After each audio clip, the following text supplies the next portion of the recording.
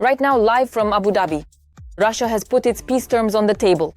This shocked even the most resilient. Nothing like this has ever happened before. Blackout in Belarus. Lukashenko ordered it to be done. Russia is not the one with problems. Warmth has left Siberia. The war has drained the money and it's no longer possible to hide it. Suddenly, Rubio addressed Ukrainians. Umerov and Zelenskyy made an official announcement. Is Ukraine's fate in the hands of Trump or Macron after all? There, the president of France secretly sent his diplomat to Moscow.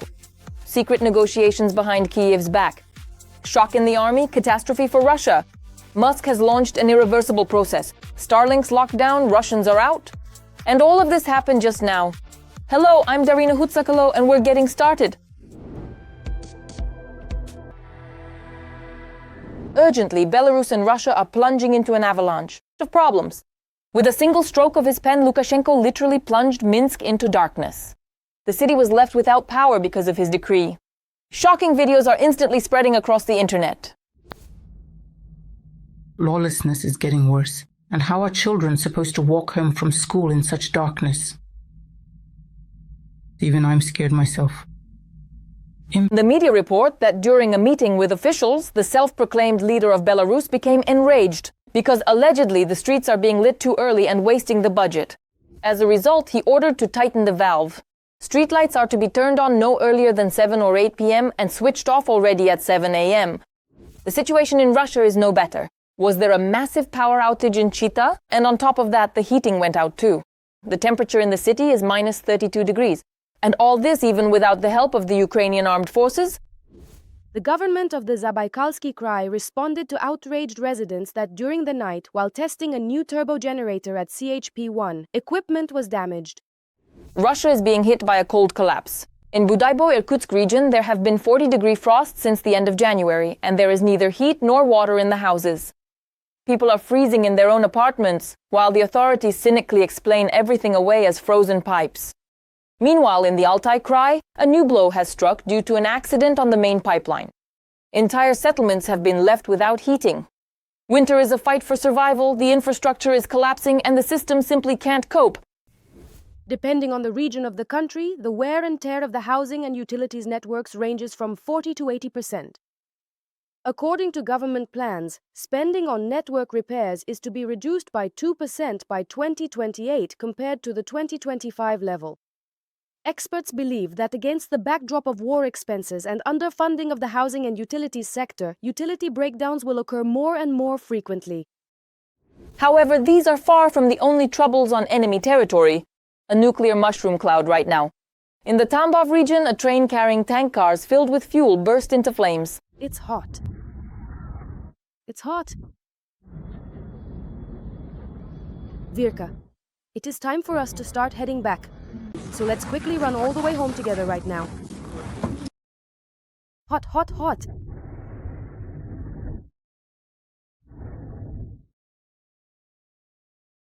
More than 60 people are fighting the fire at the Kochetovka 2 station, where a freight train had previously derailed. Because of the highly flammable substance in the tank cars, the fire spread very quickly. Just now, Moscow has urgently rolled out new conditions for peace. The media are reporting something shocking. Now, Russia is demanding not only the surrender of Donbass, but also its official recognition as Russian by all countries involved in the negotiations. In Abu Dhabi, the negotiations on Ukraine are discussing economic issues, territory, and a mechanism for a ceasefire. At that very moment, the Americans reported what actually happened behind closed doors and addressed the Ukrainians. I would also like to warn everyone that in matters like this, there are many delicate points. Progress is unlikely to be known even through information leaks until we actually achieve a breakthrough. According to Rubio, there is good news and bad news. The positive aspect is that the list of unresolved issues that existed between Ukraine and Russia has been significantly reduced. The bad news is that the issues that remain are the most difficult ones. The Ukrainian negotiators are holding a pause and are not making any loud statements for now. The work was substantive and productive, focused on concrete steps and practical solutions. At the same time, President Zelenskyy hopes to end the war through diplomatic means as early as next year. I really hope that in a year there will be peace in Ukraine. We will do everything we can. This is our priority. Mine and my team's. My team is currently negotiating. Our priority is resolution, to put an end to this war. Moreover, the leader of Ukraine clearly outlined who currently bears responsibility for achieving peace. Putin is only afraid of Trump. It's a fact that Trump has to tell Putin. It's not for me to decide. But when it comes to our sovereignty, there can be no compromise. Every voice matters. Join our community, support independent journalism, and help us bring you the truth from Ukraine. Become a member of Ukraine Today. Join us now. This is A real geopolitical explosion. France is taking the peace process into its own hands. Macron's diplomat held closed-door talks in Moscow.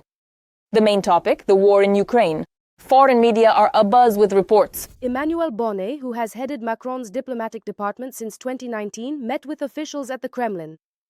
According to sources, the talks were held with Putin's aide, Yuri Ushakov. At the same time, official Paris neither confirmed nor denied the meeting, stating that there were technical contacts in full coordination with Ukrainian leader Volodymyr Zelenskyy and European partners.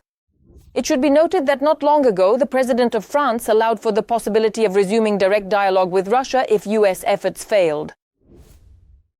It is important for Europeans to restore their own channels of discussion. Commenting on the prospects of his own dialogue with Vladimir Putin, Macron noted that the relevant work is being carried out at a preparatory level. Meanwhile, the Kremlin publicly denies this information. The press secretary of the Russian ruler, Dmitry Peskov, stated that Russia currently has no plans for contacts between the presidents. Breaking news from the heart of the front line. The Russians were not prepared for this. Advisor to the Ukrainian Ministry of Defense, Serhiy Flesh, made a shocking announcement. The enemy doesn't even have a problem on the fronts. The enemy is facing a catastrophe. All command and control of the troops has collapsed. Assault operations have been halted in many sectors. Even the Zibor correspondents are crying out about their own side's problems. The reason for everything is the shutdown of Starlinks. In all units of the armed forces of the Russian Federation, communication has disappeared. Right now, the situation has reverted to what it was at the beginning of the full-scale invasion. Back in 2022, when there was a complete lack of coordination between units, and that's exactly what led to the well-known outcome. Let us recall, after the occupiers began using Starlink on their drones to attack civilian targets, Ukraine appealed to the American company SpaceX for help. As a result, terminal verification for Starlink was launched in Ukraine. The result of Russia's failure was not long in coming. A sensation, a strike at the center. With a single move, Trump knocked the support out from under the Kremlin's confidence. Washington has moved from sending signals to applying direct pressure. On command, India is breaking the old cooperation scheme. Russian oil is rapidly losing a strategic buyer. A hunger strike is beginning in Moscow. The global balance of power is changing right before our eyes. The energy trump card that Putin was counting on so much is turning against him. Is this the beginning of an inevitable reckoning? To be continued. Is this friendship or a game of survival? Good afternoon, dear neighbor. It's very nice to see you well, healthy, and alive. Trump is determined to strangle Russia. American oil companies will enter Venezuela. The US president has pulled out the economic and petrodollar noose that Putin was so afraid of. And they'll shut down our oil too. Well, at least they'll try to shut it down somehow, although they won't be able to do it. It's simply impossible, in fact. As of today, Putin's entire economy is tied to a single factor: global oil prices. For years, Venezuela was under the control of the GRU. Based on data provided by geointelligence, it is estimated that 1/5, or approximately 20%, of the entire world's global oil reserves are currently situated within the borders of Venezuela. Since 2020, the Russian state company Rosarubezhneft has acquired stakes in almost all of the country's key oil projects. For Moscow, this was strategic gold. The Kremlin had leverage over the total volume of oil on the global market. Venezuela was an exceptionally significant representative of the strategic interests, if you will, of the various countries of the global south, and most importantly and specifically of both China and the Russian Federation across the entire South American continent. Many countries were hooked on Putin's black needle. But after the operation in Venezuela and the arrest of Nicolas Maduro, this scheme fell apart. Including Putin's supporters. And this specific move, of course, will directly hit Putin's economy because it specifically targets the vast oil tanker fleet. A significant amount of Russian oil, including various shipments of Venezuelan oil, is currently processed at these large oil refineries and then subsequently sold as finished products right here on US territory.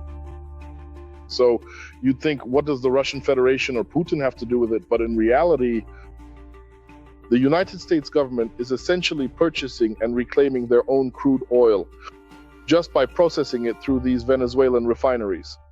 The fate of Venezuela's oil fields now depends entirely on the Trump administration. Oil and gas are not our advantage. As you can see, both oil and gas prices can fall. Our advantage is Putin. India is one of the world's largest oil buyers. It supported the Kremlin thanks to its purchases. But now that won't happen. Modi will start buying oil from Venezuela in exchange for a trade deal with the US. He agreed to stop buying Russian oil and to buy much more from the United States and potentially from Venezuela. This will help end the war in Ukraine, which is ongoing right now, with thousands killed every week. Trump reached an agreement with Modi that the US will lower tariffs on Indian imports from 25% to 18%. And India will move toward eliminating tariffs and tariff barriers for US imports. Let us recall that in August, Trump imposed a 50% tariff on goods from India, which included a 25% penalty for purchasing Russian oil. That's why such an agreement was very relevant for Modi. He also promised to buy more than $50 billion worth of American products. When two major economies and the world's largest democratic countries work together, it benefits our peoples and opens up enormous opportunities for mutual cooperation. This will hit the Kremlin hard since India became the largest maritime buyer of Russian oil after 2022. Moreover, it was being sold at a discount. This money was one of the key ways to replenish the Russian budget when the sale of Russian gas and oil to the West was halted. If the delicate balance shifts on global energy markets and such a massive, substantial share of production falls directly under United States control, then of course the US significantly increases its own strategic stability and long-term monetary stability. Consequently, the entire international oil and petroleum products market will ultimately depend on their specific political will and economic decisions of Washington and will influence global prices, especially for Brent crude. Trump didn't stop there. The US president stated that China could also make a great deal with the US to buy Venezuelan oil. In Trump's opinion, Cuba will also want to sign an oil purchase agreement. It's impossible to imagine that the loss of Russian oil volumes will maintain normal conditions in the global energy sector and the world economy. It is worth noting that for greater influence and pressure, the US will have to invest for years, abandoning Venezuela to its fate. He actually did not develop and sometimes even destroyed, perhaps unintentionally, what had already been created before him in terms of oil production. And these 18% of the world's oil is just nominal. It requires investment, millions of dollars. Venezuelan oil in Trump's hands will drive down the price and push Russian oil out of Western countries. And accordingly, Putin will never again see the revenues he had before. And that means the end has come for the global ambitions of the Kremlin dictator. We need to keep hammering away. The EU is preparing a new major package of sanctions against third countries, against buyers of Russian oil and oil refineries. Well, we will continue to do our job, push for sanctions, and strike the enemy on the battlefield.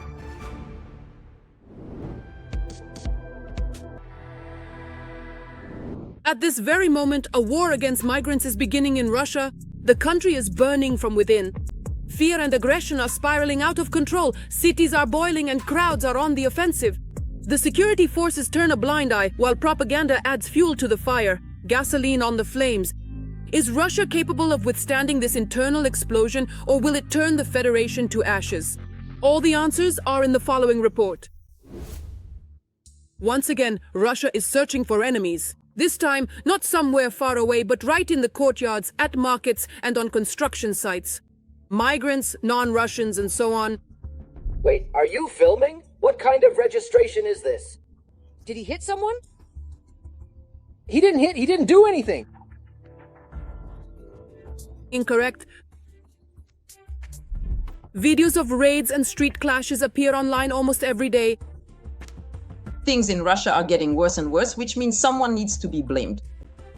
The first ones to blame are, of course, Ukraine, Europe, NATO, and everyone else who is supposedly attacking Russia. But as we all know, they all attacked Russia, and now Russia is fighting back. But even that isn't enough, so they have to find some internal enemies as well. Of course, there are internal enemies, various liberal opposition members, foreign agents, and so on. And civic activists play a very special role in all of this. For example, the so-called Russian movements and organizations. The entire local community. They describe this entire process as a necessary means of restoring order to the region, claiming these actions are essential for maintaining stability and ensuring that a lasting peace is finally established for everyone involved in the conflict. However, when you look closely at the tactical execution of these aggressive raids, they actually appear much more like a calculated and relentless hunt for prey rather than a standard military operation. It's specifically designed and intended for those individuals who might look remarkably different from the majority or perhaps speak with a unique and distinctive accent that sets them apart from others in their community. Speaking with a distinctive accent. That is quite noticeable. But where exactly do these self-appointed and unofficial enforcers get such an immense amount of power and authority? it's allowed for now. To put it in another way, by them. Once again, the governing authorities firmly believe this is a highly convenient and effective method to channel public discontent, release pent-up frustration and steam, and so on and so forth. By the way, it doesn't even matter whether you came from India or are a local from Bashkortostan, Chechnya, or Tatarstan. Everyone feels the pressure. Now they're openly going after Chechens. First there were raids. Now it's fire. The Chechen Cuisine 95 cafe in Ramenskoye was burned to the ground. The video shows the moment the arson took place. The owners say outright that this is the work of the Russian community, those who have long been putting pressure on Muslims. You know, it's something subconscious, a fear of people, of others, of people who are different from them. But the other thing is, we live in the 21st century, an enlightened one, and when things like this happen, things that ended, at least in the 20th century, or even earlier in some places, what does that tell us? It tells us that today's Russia has descended into a deep, I would even say in some ways, medieval state. And what's important is that the rhetoric about migrants comes not only from ordinary people, but also from deputies. But the authorities have opened the door to the replacement of the population. So that millions could come here, then more millions, and then these millions as a result. That they will multiply and reproduce here, their numbers will reach tens of millions, and they will gradually occupy all living space. As Senator Klisha said, they will live not with us, but instead of us. And here's the paradox. While TV scares people with stories about migrants, the economy simply doesn't work without them. There's simply no one left to work. Everyone's been killed in the war, so who's going to do the work? That's why, yes, I think they're bringing in migrants, sometimes one group, sometimes another. They used to bring in migrants from Central Asia, now they'll be bringing them in from India. I think probably yes, since it's something new, something unusual. Moreover, there will be even more migrants. After all, Russia has also agreed to bring in labor from Afghanistan. And what's the difference? Do people like it? Do Russians like it or not? Is it safe for the country or not? It's simply profitable. Disregard for all the rules, especially for their own population, leads to the fact that, of course, no one is going to think about their own people. But the work needs to be done, so what can you do? So we'll bring in whoever is the cheapest for us? Not because it's good or bad, but because it will cost us the least. And of course, poor Afghanistan, where people live, it's probably very, very convenient to bring in cheap workers from there. In the end, Russia lives in a strange mode. Enemies are sought abroad, but at the same time, conflicts are being fueled within the country. Everyone who doesn't fit the image of the proper Russian comes under attack. And it's not just migrants, but also non-Russians within. When we consider the sheer scale and the historical depth of the vast territory that comprises the nation of Russia itself,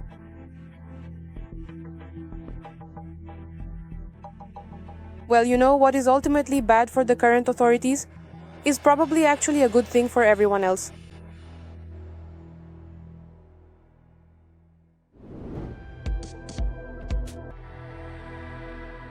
The shocking end for Gerasimov has finally come. Mockery is inevitable. Kupiansk-Vuzlovi has become the point of no return. Ukraine stands firm. The Russian Federation resorts to tricks once again. The Suwalki corridor is on the verge of exploding. The dictator has started what NATO had warned about. More on this and other topics coming up. Another push by the Russian army that could drag on for years. The Kremlin is planning an offensive on the Belt, the fortress of Ukraine. These are the four main industrial centers of Donetsk region that are under the control of Ukraine's defense forces. This is the so-called Sloviansk-Kramatorsk agglomeration, Sloviansk-Kramatorsk, Kostiantynivka and Drushkivka. A new report by the Institute for the Study of War states that Russian troops are not ready for a rapid ground offensive. They will be able to launch such actions against the so-called fortress belt of Ukraine from the north or east no sooner than in a few months.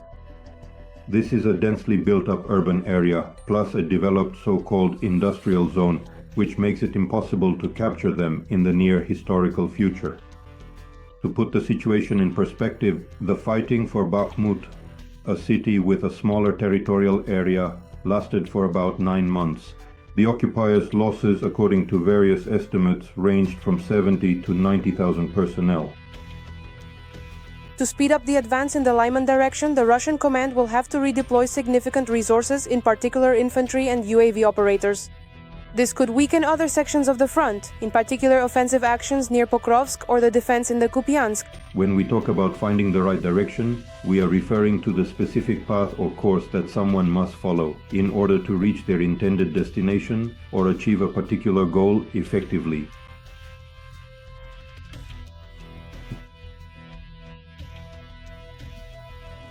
These are the heaviest battles in the area from Klibanbikska to Kranilice. Fighting is taking place on the outskirts of Kostiantynivka itself, as well as accordingly attempts by the occupiers to carry out a so-called flanking maneuver against the positions of the Ukrainian defense forces. This is an offensive from the direction of the captured Sieverodonetsk and an advance towards Lyman. The activation of the occupiers in the Kupiansk direction was aimed at capturing the strategic railway station Kupiansk-Vuzlovi, which would allow the occupiers to redeploy personnel to form a strike group targeting an advance in the area of Sloviansk and Kramatorsk. However, things didn't turn out the way Putin wanted. Nevertheless, the Kremlin is not going to admit its vulnerability, such as the loss of Kupiansk-Vuzlovi. There is absolutely no evidence of it occurring in any way, shape or form whatsoever, as it simply does not exist at all. When I say that Kupiansk-Vuzlovi is Ukrainian, I mean it. But the propagandists have to say otherwise. Moreover, in order to make another propaganda video, the Russian command sends its soldiers to the movement of the armed forces of Ukraine. Anton Alexei, as you can see, Valery Vasilyevich is in the bathhouse in a helmet with the army, and I'm without. I think, Valery Vasilyevich, when Putin asks you today, why is another video from the Russian front line being filmed by a Ukrainian lieutenant colonel? Just tell him it's the specifics of hybrid warfare. More to come. Putin is sending his soldiers to be taken out by Ukrainian drones. There are dozens of videos confirming this, showing frozen, starving, and wounded Russians. And here is the destruction of a Russian TOS-1A Soln-Sepyok by Ukrainians in the Belgorod region. A drone of unknown origin crashed on January 28 at a military base in the Polish city of Przasnysz.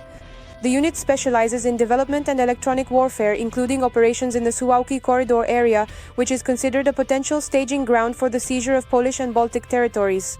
This strike was carried out by the Russian forces. The projectile landed directly on the grounds of the local military unit, coming to rest a mere 70 meters away from the primary ammunition depots. This event serves as a major indicator of the current strategic situation and the precision of the ongoing military operations. The second catastrophic mistake on the Polish side is that the servicemen picked up the drone without having it inspected by specialists at the place of the fall, and they threw him directly into the barracks. That is, all this indicates the complete unprofessionalism of the Polish side at the moment of a possible countermeasure to aerodynamic means of destruction. Modern unmanned aerial vehicles, commonly known as drones, Swiss Cyprus play a prominent role on the front in Ukraine, writes The Independent. The manufacturer claims that more than 200 of its H-10 Poseidon drones help Ukrainian artillery detect targets in all weather conditions. Over the past 3 years, these devices have logged more than 100,000 flight hours.